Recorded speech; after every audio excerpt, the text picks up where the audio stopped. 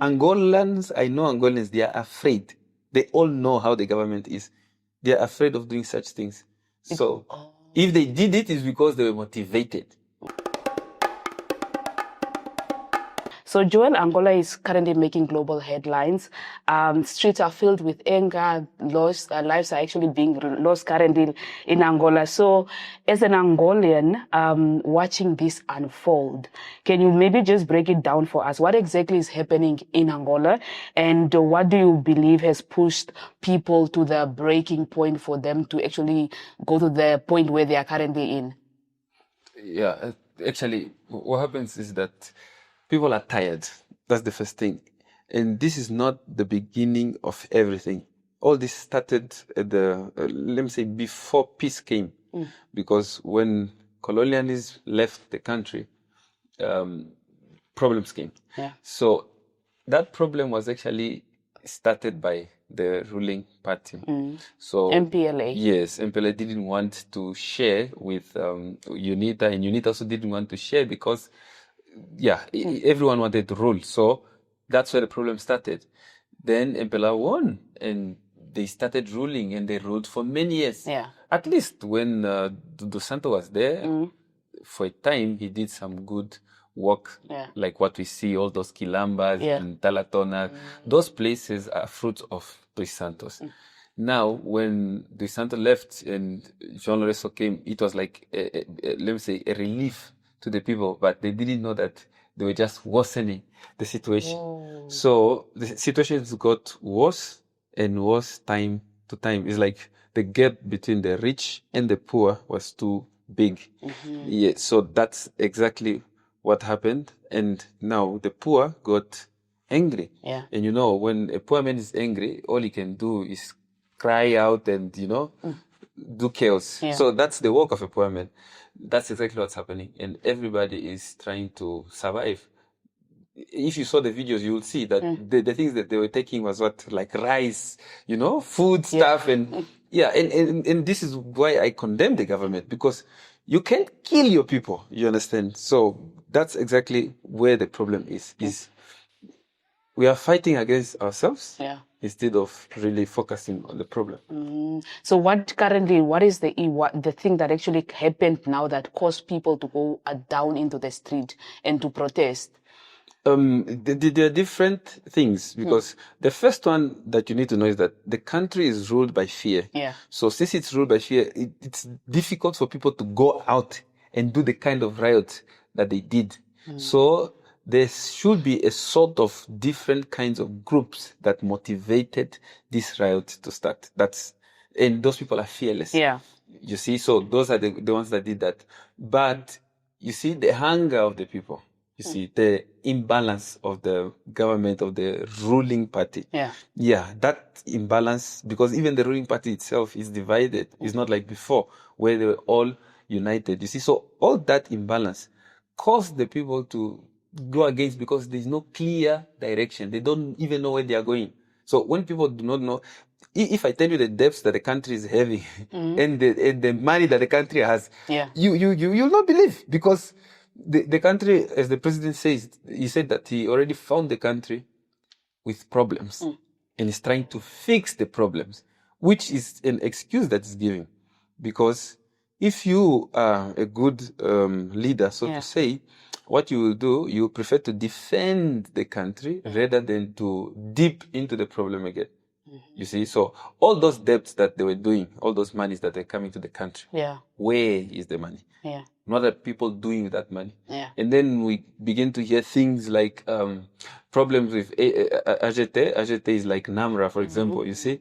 So AGT, where people stole billions of kwanza, actually trillions of kwanzas, which turns into like billions of millions and millions of dollars, you see. So all that money was gone, and that will be another excuse. So people not seeing where they are going, not seeing what's coming, not having hope, they'll start doing riots. Yeah. Taxis, and then you see different sectors started to do. And when those manifestations started, then these groups that I told you, started to come up, and they started to destroy things. which is also not good because we're not supposed to destroy what belongs to us. You see, Africa belongs to us. You see, everything we are destroying is not, it doesn't belong to the government. It belongs to us. I'm destroying you instead of destroying the system that is trying to destroy all of us. Yeah, it's true. And I think what I understand from what you're saying is also that this group, as much as the citizens themselves are angry and trying to fight against the government and going out in the street to protest, there are also groups that are also taking advantage of that are also kind of like instigating more people or people to actually do out and do violence as much as they are doing right now.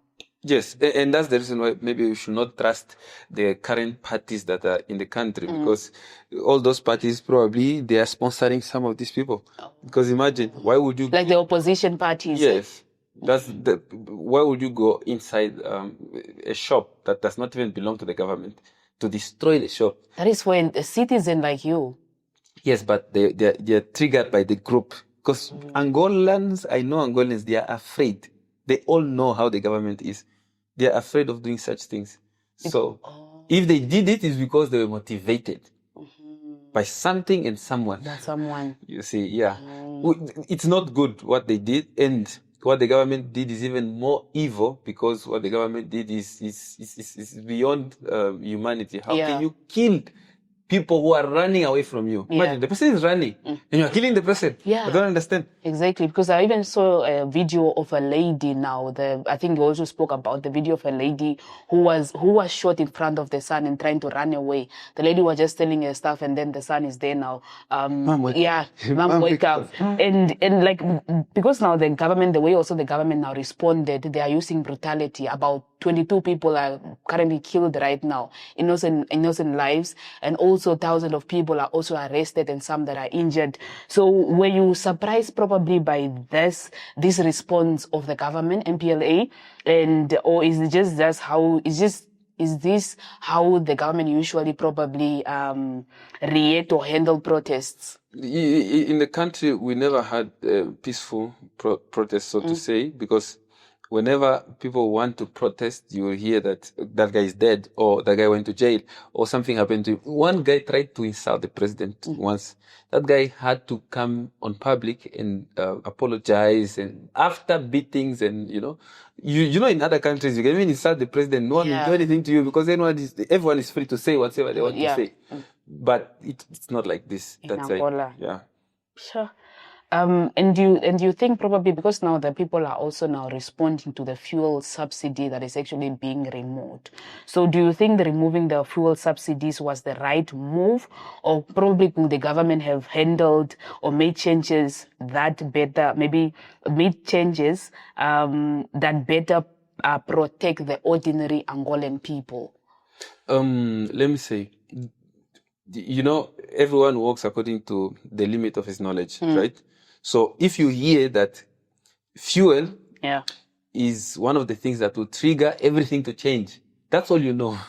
Then if you hear that fuel went up, you'll be sad, because you know that your life is going to change in a drastic way.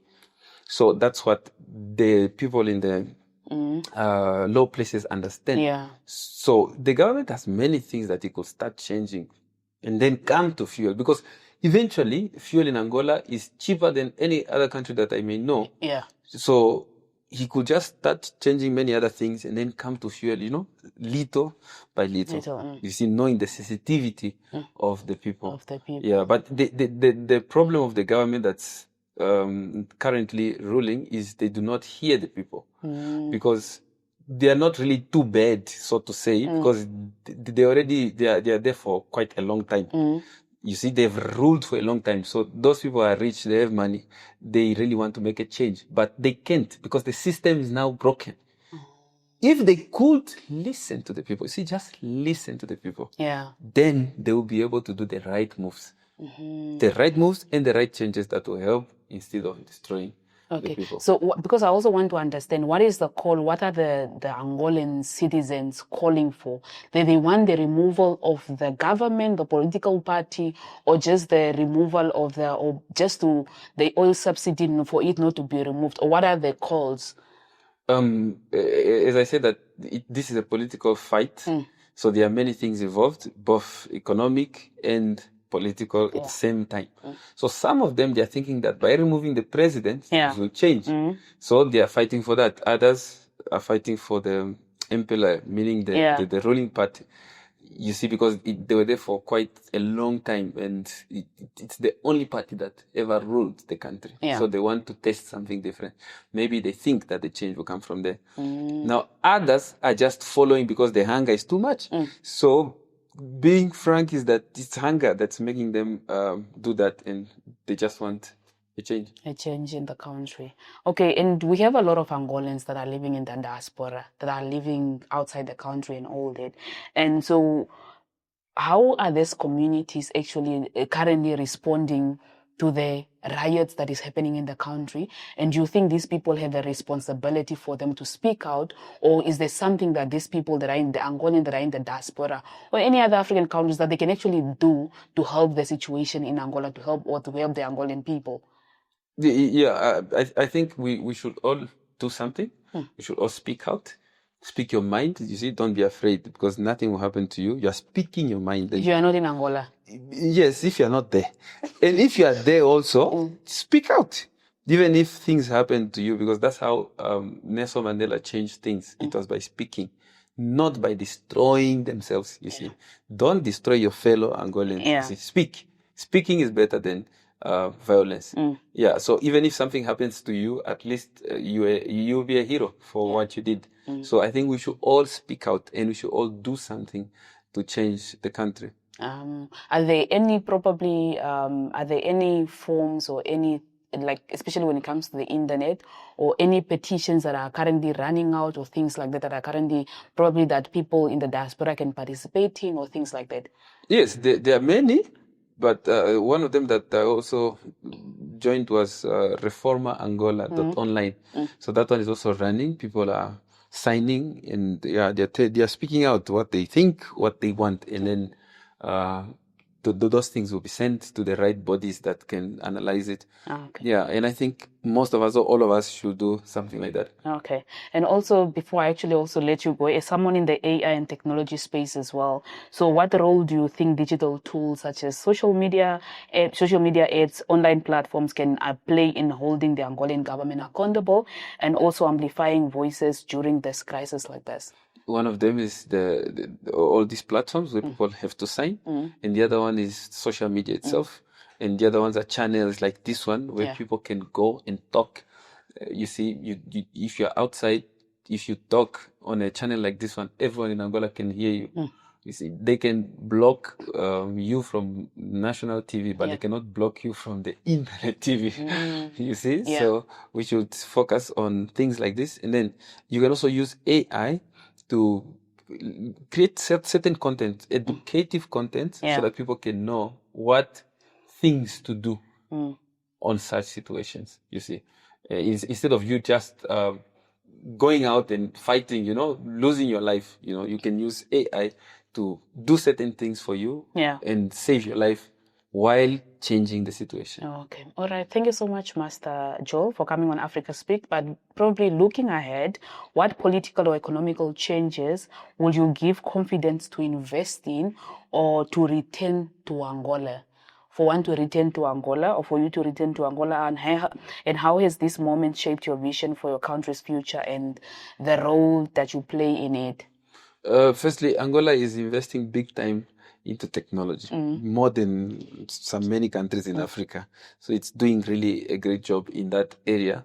It's just that whatever is being done is not visible to the locals, or let me say to the Angolans, because most of its investments is still going outside. It's being outsourced to companies that are not Angolans. Yeah. So those are the things that maybe we should invest more on the human resources, training the people so that they can be capable of handling such technologies, because the technologies are there. They are very huge, big, and we need people who are capable of doing it and taking Angola from a smaller plane, or Angolans from a smaller plane of operations to a wider one. Maybe they should be able to compete internationally. But for that, we need to we need to build the capacity.